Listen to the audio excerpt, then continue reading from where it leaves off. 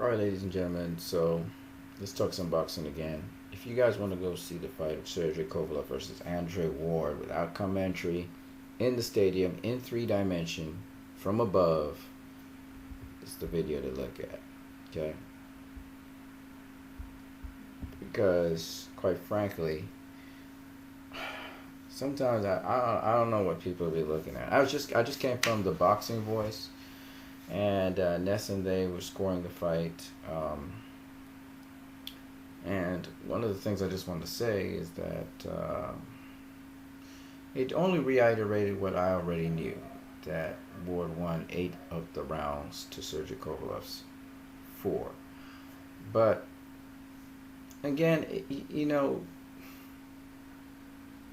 I hear people talking about certain rounds were close, and I just didn't see it. Okay, I saw Ward out punching Sergey Kovalev for most of the fight, and pretty much it was an Andre Ward fight. If Sergey Kovalev didn't knock Andre Ward down, people would have seen a lopsided fight. Okay, but it is what it is. Think about it this way: Sergey Kovalev is this great knockout artist, right? Now he did, I think, go the distance the last fight he had. But the most important thing is that he got supposedly Andre Ward hurt. I don't think so, but that's what people think. Okay, I thought he caught Andre Ward off balance as Ward was coming in with his overhand right, and that's why Ward fell down. But some people thought Andre Ward was hurt. People see things when, they see somebody get dropped, they assume they get hurt, whatever. But the point anyway is this. If he hurt Andre Ward, don't you think Sergey, who's a good finisher, would have finished him? Why didn't Sergey finish Andre Ward? Because he wasn't hurt, first of all. And second of all, Andre Ward was showing Sergey so many different things inside of that ring. Things that Sergey didn't know how to deal with. So that when Ward was able to actually get past Sergey's jab, and Sergey had a 1.5-inch reach on Ward. That's a huge reach in boxing, like I keep on explaining to people. It's not negligible, it's a huge reach. So some people are saying, oh, Andre Ward, he was going inside and clinching, or he was on the outside running away. It wasn't that. Andre Ward had to get past the reach of Sergey Kovalev, But he wasn't like Sugar Ray Leonard absorbing a lot of punishment to get on the inside, because he knows how to get on the inside with virtual distance. And that's what you see with Andre Ward, Canelo Alvarez, Floyd Mayweather, Pernell Whitaker. All of these guys know how to get past the jab. Alright, it's fundamental. Ward had to cover ground to get in on Sergey, because Sergey would move backwards. So if Ward had to feint him, get him to commit to the jab, and then slide under the jab and inside. Okay? And he used the peekaboo stance. Seems as though he was a little bit squared up. It's just that he shifted to get position so he could land the shots on the inside.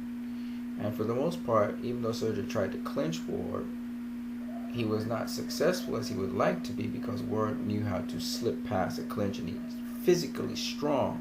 Sergey realized Ward was physically strong. Sergey got beat about the body quite a lot in this fight. And that's why Sergey slowed down. And it wasn't just any kind of just wild mauling like Sean Porter. It was very pinpoint accurate shots to stop Sergey from throwing a jab, to stop Sergey from throwing the power right, and to sap him of his energy. With a jab to the pit, something that's Floyd Mayweather's bread and butter. The hooks to the spleen area and to the liver area underneath the 2 arms. The uppercut up the middle to the solar plexus. Okay? Then he did the leaping left hook. That's what Andre Ward did on occasion. So as he caught with a jab as he's coming in with the leaping left hook.